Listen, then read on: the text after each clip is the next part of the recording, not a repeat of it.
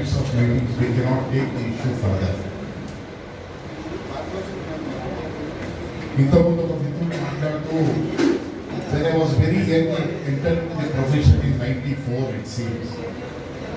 Ali Adil, Abbotsford lo advocate by Dadi Jevitnappudu, we were just entered into the profession, and the way the lawyers almost across the state were agitated. And immediately after the incident of Ali Adil, then Ramchandra Rao, he was also brutally beaten up. These two incidents were inspired, I say that, to many number of young lawyers, my friends. And those days the seniors and the bar associations have organized their meetings, a protest and indefinite abstaining the work. And ultimately we could able to achieve on those days what are our demands. So the thing which we have to see is that this struggle is the ultimate aim to achieve our rights. There is no shortcut method for that. Whether we go for a boycott, whether we go for a abstain work or whatever made, we have to do and we have to go ahead. Then only we will achieve our rights. So therefore the Advocates Protection Act also will come unless we do this sort of meetings and struggles. Friends, I wanted, one of my friends, Janardhan, has raised about the Chief Justice and clarity. Just I want to view about the clarity. మొన్న రీసెంట్గా బోరబండ న్యాయవాది మీద దాడి జరిగిన తర్వాత we went to Chief Justice. Chief Justice దగ్గరికి వెళ్ళిన తర్వాత, in fact, before 15th August, I happened to go to the Chief Justice and said that, you know, the lawyers have been brutally beaten up every day, moving things like this. కోరుకున్నటువంటి చట్టాలు తేవట్లేదు ఈరోజు, అది కేంద్రం కావచ్చు, రాష్ట్రం కావచ్చు. I'm talking about the central or state. The people really need laws are not been brought. ఏ చట్టాలైతే అవసరం లేదు ప్రజలను అంచనీకి, ప్రజలను ఇబ్బంది పెట్టడానికి, ఇలాంటి చట్టాలను మాత్రం అడగకున్నా కానీ బియాండ్ ది బ్యాక్ తీసుకొస్తున్నటువంటి పరిస్థితి ఈరోజు మనము భారతదేశంలో మనం చూస్తున్నాము.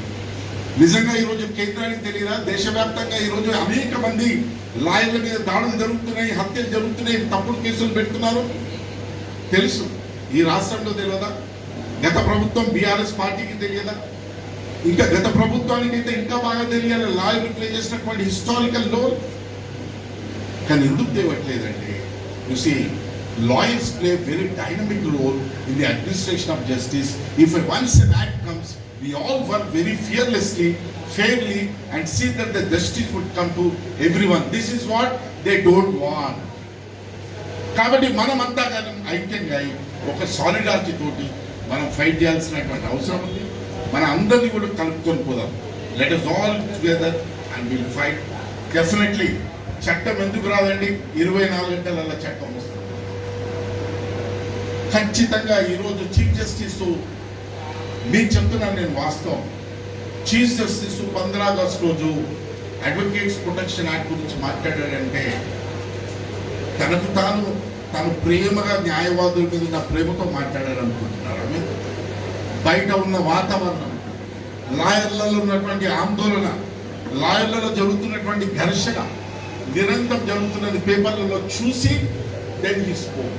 కాబట్టి న్యాయ వ్యవస్థ అయినా పాలకులైనా నేను చెప్పేది ఒకటే, unless you create an atmosphere outside, a surcharged atmosphere, ఆ రోజు అలాంటి పరిస్థితి ఉన్నప్పుడే చట్టాలు వస్తాయి.